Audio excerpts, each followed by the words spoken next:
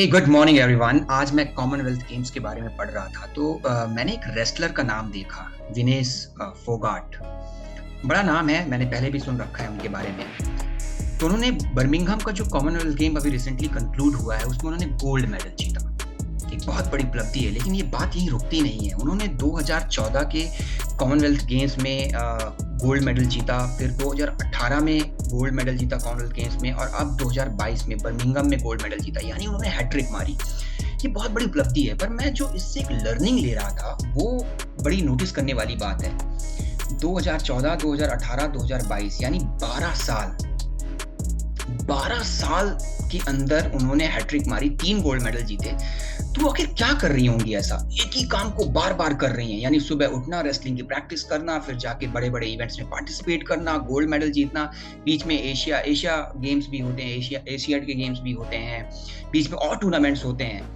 तो मतलब देखिए, कंसिस्टेंसी देखिए, डिसिप्लिन देखिए, जहाँ पे हम और आप कई बारी लैक कर जाते हैं। 12 साल से एक ही काम को कर रहे हैं, जाके रेसलिंग खेलना है, प्रैक्टिस करना है, डाइट लेना है, रेसलिंग खेलना है, फिर जाके गोल्ड मेडल जीत के आना है।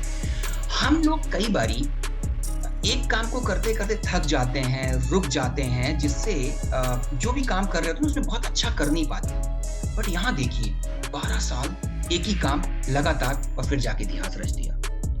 बट इसमें एक चीज और नोटिस करने वाली बात है। ये 12 साल देखने में बड़े अच्छे लग रहे हैं, 3 गोल्ड मेडल जीतना बड़े अच्छे लग रहे हैं, लेकिन इसमें ये अप्स हैं पर डाउन भी आते हैं। मुझे अच्छे से याद है 2021 में जो टोक्यो में ओलंपिक हुआ था ना, विनेश फोगाट वहां पे पार्टिसिपेट किया उन्होंने रेसलिंग में, और पदक की बहुत ज्यादा उम्मीदें थी। मतलब न्यूज़पेपर चैनल्स में क्लियर कट बोला जा रहा था कि रेसलिंग से पदक आना तय है, गोल्ड मेडल निकाल के लेके आएंगे विनेश फोगाट। बहुत उम्मीदें थी, बहुत आकांक्षाएं थी। 130 करोड़ की आबादी वाला देश एकदम टीवी में आंखें गड़ाए हुए बैठा था कि विनेश फोगाट गोल्ड लेके आएंगी। बट अनफॉर्चुनेटली वो हार गई। और जब वो हार गई ना, तो इसी देश ने, जिसने उनको पलकों में उठा रखा था ना, न्यूज़पेपर की हेडिंग वगैरह देखने लायक थी। ओलंपिक में गोल्ड मेडल जीतने की संभावना हुई चकनाचूर, ऐसी कुछ हेडिंग्स आ रही थी। विनेश फोगाट ने किया भारत को निराश, रेसलिंग में बिना पदक के आना पड़ेगा भारत को वापस। और कुछ न्यूज़पेपर ने तो ये भी हेडिंग डाल दी कि क्या विनेश फोगाट अपनी एटीट्यूड की वजह से मेडल हार गई, क्या उनके अंदर वो अहम आ गया था, क्या वो सेलिब्रिटी वाला फील आ गया था।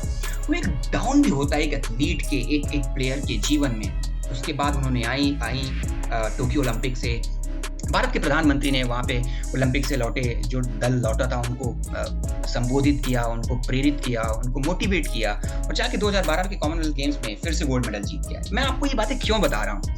ये इसलिए मैं बता रहा हूँ कि 12 साल तक समय होता है, प्रैक्टिस कर रहे हैं, जाके रेसलिंग कर रहे हैं, पदक लेके आ रहे हैं, पर मैं, आप, हम सब कहीं ना कहीं इस डिसिप्लिन में कहीं ना कहीं कमी रह जाती है। कहीं ना कहीं कुछ गलतियां कर देते हैं, उतना फोकस नहीं हो पाते, कोई भी काम किया फिर छोड़ देते हैं। तो जैसे विनेश फोगाट लगातार एक ही काम को करती आ रही है और सफलता हासिल करती चली जा रही है, उसी तरीके से हमें भी कुछ ऐसा करना पड़ेगा कि एक काम को पकड़ते हैं। उन्होंने 12 साल किया है, हम 10 साल करते हैं, 15 साल करते हैं, 25 साल करते हैं। और ऐसे ये स्पोर्ट्स में ना ऐसे बहुत सारे इवेंट हैं। अगर आपको याद हो तो कोलंबिया के एक रेसलर हैं, ऑस्कर, लास्ट नेम मुझे याद नहीं आ रहा है, उनकी भी कुछ जर्नी ऐसी ही है। 2000 ओलंपिक एक बड़ा इवेंट होता है कंपेयर टू कॉमनवेल्थ गेम्स। 2004 में जो एथेंस के ओलंपिक हुआ था, उन्होंने 5वां स्थान हासिल किया। फिर 2008 में ओलंपिक गेम्स से वो टेक्निकल रीजन से बाहर हो गए। फिर 2012 में सिल्वर मेडल जीता, फिर 2016 में जाके गोल्ड मेडल जीता। तो यहाँ तो 16 साल की बात हो रही है।